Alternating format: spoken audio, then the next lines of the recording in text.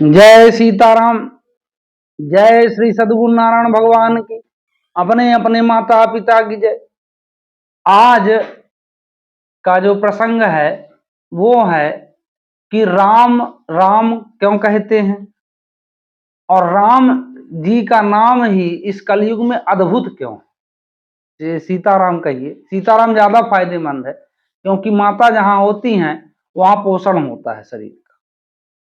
राम भी ठीक है पर सीताराम बहुत पावन नाम, बहुत मतलब चमत्कारी हो जाएगा। तो कहने का भाव ये है कि पहले कुछ प्रकाश ये डालते हैं कि लोग राम राम क्यों कहते हैं। तो आप थोड़ा घुसिए इसमें, वर्णों को देखिए, शब्दों को देखिए, तब समझ में आ जाएगा। राम काखा गाघा में मतलब कि कहने का 27वां शब्द मतलब वर्ण है और उसमें बड़ा आ की मात्रा लगती है जो कि दूसरे नंबर का है। तो 27 और 2 29 हुए और माँ जो है वो है 25वां शब्द वर्ण। तो 25 और 29 54 हुए। तो एक राम में 54 मतलब मान लो कि माला का गुड़िया आ गई और एक राम और बोल दिए तो 108 हो गया। मतलब कि आपका एक माला का जाप हो गया। इसीलिए जो पहले के आदमी थे, अब हालांकि राम राम कहने की प्रथा खत्म हो रही है, अब तो good morning, goodbye, hello, नमस्ते, है ना, हाउ आर यू, ये चलता है। लेकिन इससे कुछ मिलने वाला नहीं, हाउ आर यू हो जाओगे। कम से कम भूले भटके राम कहोगे तो कुछ ना कुछ तो मिलेगा। तो पहले के व्यक्ति राम राम काका, राम राम भाई, ये सब हमारे यहाँ संस्कृत सभ्यता थी। अब पाश्चात्य संस्कृत हमको घेर रही है, हम उसके पकड़ में आ रहे हैं। धीरे धीरे हम सर्वनाश की ओर चल रहे हैं। ना हमको कपड़ा पहनने का ढंग रह गया, ना हमको बोलने का ढंग रह गया, ना हमको जीने का ढंग रह गया। पैसा के पीछे भागते भागते इतना पागल हो गए हैं कि पैसा भी नहीं कमा पाए, बामन तो बीमारियां भी अपने शरीर में ले लिए, अब उसी को भोग कर रहे हैं। तो पैसा भी नहीं रह गया। कुल मिला के सब कुछ बिल्कुल विपरीत गति में है और फिर भी हम विकास ही मानते हैं। सबसे बड़ी समस्या ये। अब रही बात ये कि राम अद्भुत क्यों है, तो मेरे हिसाब से मैं क्या, दुनिया का कोई भी व्यक्ति, दुनिया छोड़ो, जिसके नाम की महिमा का गुणगान करने में श्री भोलेनाथ शंकर जी को सब मतलब सब कुछ जाते हैं, भाई इसके आगे क्या बताऊं, वो भी नहीं जानते। वो कहते हैं जानते होंगे और वो कह देते हैं कि मैं नहीं जानता।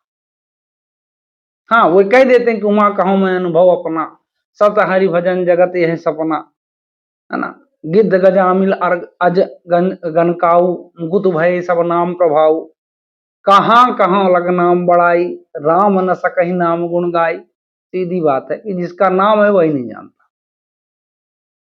तो एक बात तो श्योर है कि जिसका नाम है वो जाने या ना जाने, पर इतना तो श्योर है कि हमारा कल्याण 100% होगा।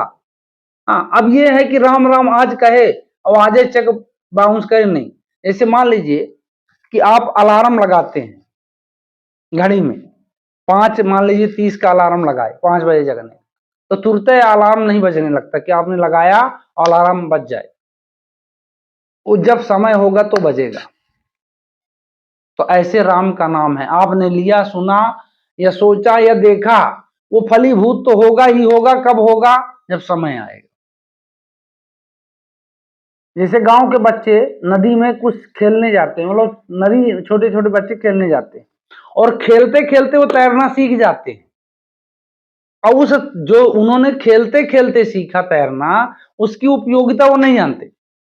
पर जीवन में जब कभी उस काम की उपयोगिता समझ में आती है, मतलब काम सामने आता है, तब उनको समझ में आता है कि हमने बहुत बड़ा मतलब बहुत बड़ा काम सीखा, छोटा नहीं। इसी प्रकार भगवान का नाम है, एन केन प्रकारेण, किसी भी प्रकार से सुनो। अब आज मैं आपको एक छोटी सी राम नाम के ऊपर कथा सुनाता हूं कि एक गांव में दो मतलब भाई रहते थे। एक भाई परम भागवत, दूसरा भाई महाराक्षस।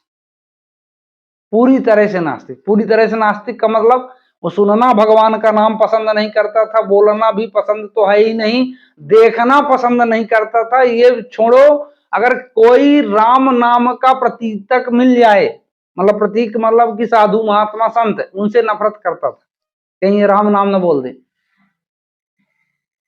लेकिन उसका दूसरा भाई जो सगा भाई था वो उतना ही प्रेम करता था। एक बार नागा समुदाय की उसके गांव में टोली आई, और जब टोली आई तो नागा समुदाय ने पूछा कि भाई ये बताओ कि इस गांव में मतलब सबसे महान भक्त कौन है, जिसके यहाँ हम लोग रुके, महान भागवत हो।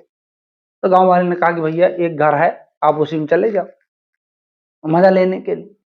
वो सब जो 8-10 महात्मा थे सब उसके घर में पहुंच गए। गलती से, ये सौभाग्य मानिए, वो आस्तिक वाला था, नास्तिक वाला नहीं था। उसने कहा महात्मा आप कैसे मेरे यहाँ? बोले हम लोग नागा समुदाय हैं और आपके यहाँ जो है तो सिर्फ भोजन के उसमें से रुकने के हिसाब से आए। उसने कहा आपको बड़ी गलती हुई, किसने बता दिया? बोले गांव वाले ने। बोले अरे ये तो मेरा अहोभाग्य है कि आप पहुंचे हैं, लेकिन मैं आपका स्वागत नहीं कर सकता हूं। तो बोले क्यों? बोले मेरा भाई बड़ा दुष्ट है, वो अभी है नहीं आपको अभी 2-4 मूसा बना के मुटका दे देता, आपका झोरी झंडा सब छड़ा लेता, उल्टा आपको गाली देता। तो उसने कहा कि अरे भगवान, महात्मा ने कहा तब तो हम यहीं रहेंगे। अरे बोले महात्मा जी क्यों आप अपना अपमान कराने चाहते हैं, बड़ा दुष्ट है वो। अरे बोले ठीक है तब भी यहीं रहेंगे, तुम्हारे घर में ना सही तंबू गाड़ के रहेंगे, पर रहेंगे यहीं। कुछ देर में उसका भाई आया, देखा अपने घर के सामने महात्माओं की भीड़, शुरू कर दिया अपना प्रवचन। अब कलयुग की जो वेदवाणी निकलती है अधिकतर मुंह से, महात्मा सब नागा समुदाय थे, उन्होंने पकड़ा उसका गर्दन पटक दिया, चढ़ गए उसके ऊपर। अब उससे बोले कि बोल का राम, तो छोड़ दूं? वो बोले कि वो कतई नहीं बोलूंगा। बोले बोल। अब चढ़े हैं उसके ऊपर। कुछ देर बाद वो खिसी, मतलब महात्मा का वजन था, वो तो वही ऐसे था। कुछ दिन में बड़ा उसको खिसिया, मतलब चिड़चिड़ाहट आया। उसने कहा बाढ़ में गया तुम्हारा राम, छोड़ता है कि नहीं छोड़ता? महात्मा ने कहा आप छोड़ दे। छोड़ दी। उन्होंने कहा एक शब्द तो कहा राम, तो तू ये जान ले कि एक शब्द राम कहा, इसका भूले भटके तू कीमत मत मांगना। अगर कहीं जरूरत पड़े तो ये कह देना कि जो इस नाम की कीमत हो उसको दे दो आप, मैं कुछ नहीं जानता। उसने कहा प्रवचन मत दो, अकिल मत दो मुझे, ये अकिल मेरे भाई को देना, उसको बेवकूफ बनाना।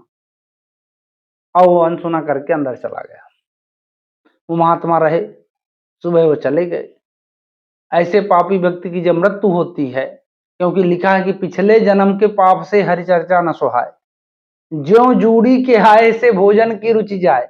जो पिछले जन्म की जीवात्मा पापी होगी उसको राम नाम से बिल्कुल प्रेम, ये पिछला जन्म हो चाहे पिछले जन्म का पाप हो चाहे इस जन्म का पाप, पाप अगर है उसके अंदर तो राम नाम उसको बकवास लगेगा। अरे क्या मिलता है राम राम कहने से? उसी को बकवास लगता है जिसके पाप बिल्कुल एकदम बढ़िया भर चुका है। नहीं, राम कहने मात्र से, सीताराम कहने मात्र से आनंद आता है। तो जब वो मरा, उसको यमराज ले गए। धर्मराज के यहाँ उसकी डायरी खुली। अब उसने जीवन में कभी अच्छा काम किया ही नहीं था, तो सीधे सीधे एक छांट के निकाला गया कि इसने, वो भी चिड़चिड़ाहट में परेशान होकर इसने राम कहा था। तो धर्मराज ने कहा भाई ये बताओ तुमने एक राम कहा है, तो पहले एक राम का कीमत ले लो, सुख भोग लो, बाकी जीवन तो नरक भोगना है। वो कुछ बोलने ही वाला था, तो जिसके ऊपर संत दया कर दें, जो संत की कृपा में राम का नाम ले, संत के कृपा में ईश्वर का नाम ले, गुरु की कृपा में ईश्वर का नाम ले, माता पिता की कृपा में भगवान का नाम, वही है, लेने का थोड़ा ढंग अलग है। घर के अंदर जाप करोगे अलग फल है। मतलब ये भगवान महत्ता बताने के लिए उसकी महत्ता बढ़ा देते हैं। तुलसी के पास खड़े होकर राम राम कहो अलग फल है, पीपल के नीचे कहो अलग फल है। मतलब फल है, पर थोड़ा घटी बढ़ी हो जाएगा स्थान के हिसाब से। क्यों? क्योंकि वहां परिवेश आपको मिलता है, उसका सात्विक वाला आपको मिलता है।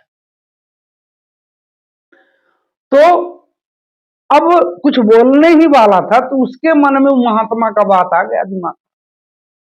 हालांकि उसका पुण्य प्रताप नहीं था, ये महात्मा की दया थी, इन्होंने जबरदस्ती उसको कृपा पात्र बना दी।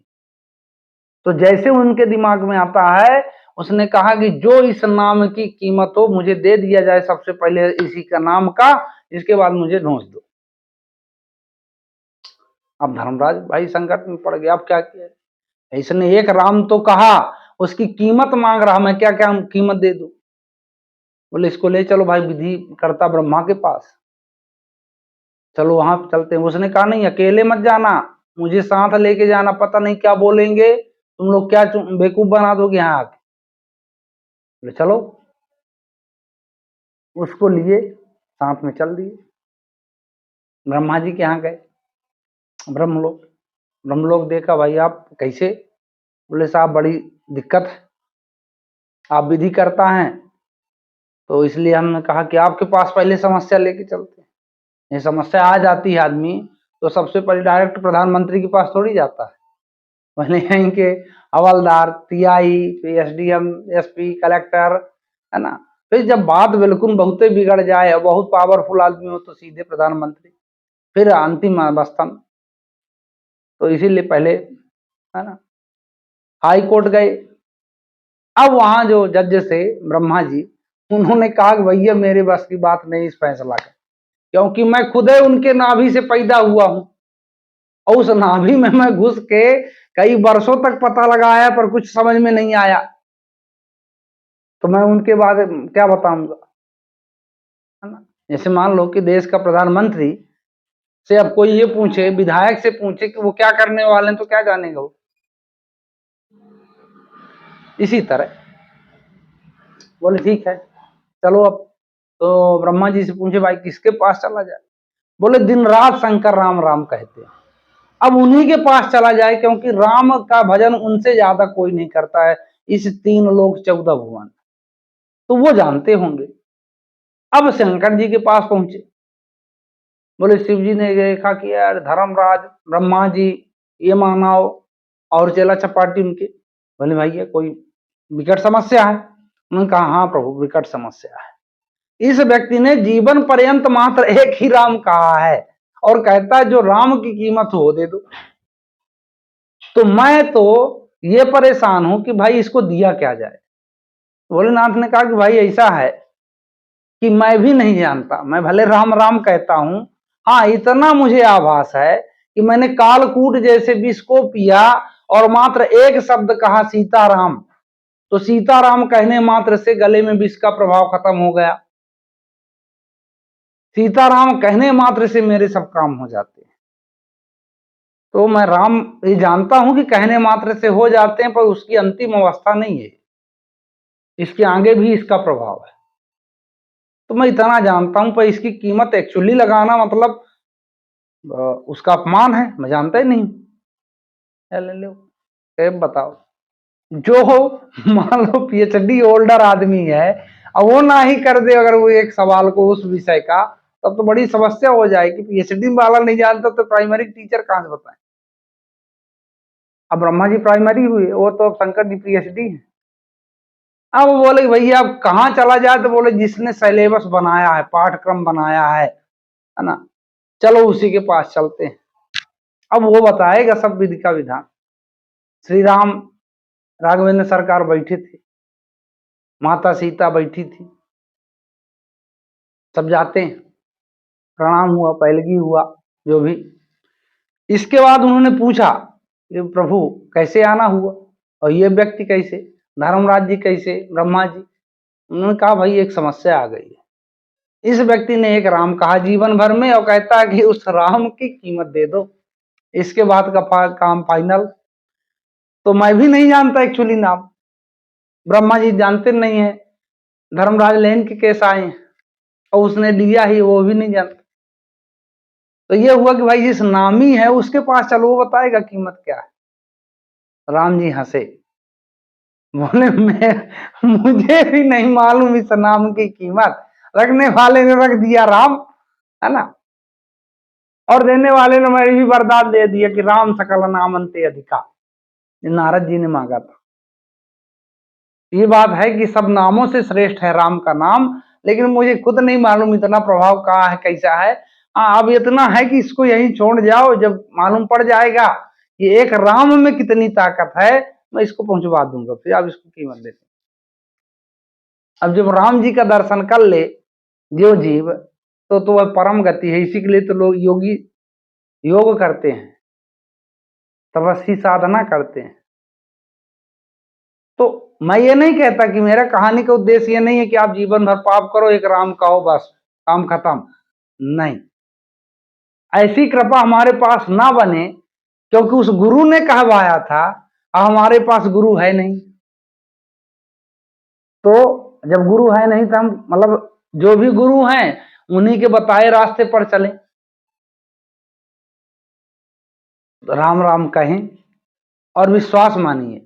ये कहानी नहीं है कोई, ये तो मतलब बताया ना, कोई शंकर जी का कहना है कि इस मैंने कालकूट विष को समन कर दिया, अब इसके आगे क्या हमें नहीं जानता। तो इसलिए जो है आप लोगों से मेरा निवेदन है कि आप राम राम कहें, सीताराम सीताराम सीताराम कहेंगे तो बहुत अच्छा होगा। क्योंकि एक वीडियो मैंने कहा बताया कि सीताराम क्यों कहते हैं, आप सुनना समझ में आएगा। राम राम है वही, पर सीताराम कहेंगे तो माता भी जुड़ जाएंगे, और माता मतलब सीता है नामा पूर्ण कामा, सब सुख धामा गुण खान। तो इसी आशा के साथ कि सीताराम सीताराम कहेंगे और दूसरों को भी प्रेरणा देगी सीताराम कहो, आप अपने जीवन में सब अमंगल को खत्म कर सकते हैं, सब सुख साधन प्राप्त कर सकते हैं, है ना। इसी आशा के साथ सभी का मंगलमय हो जीवन। जय सीता।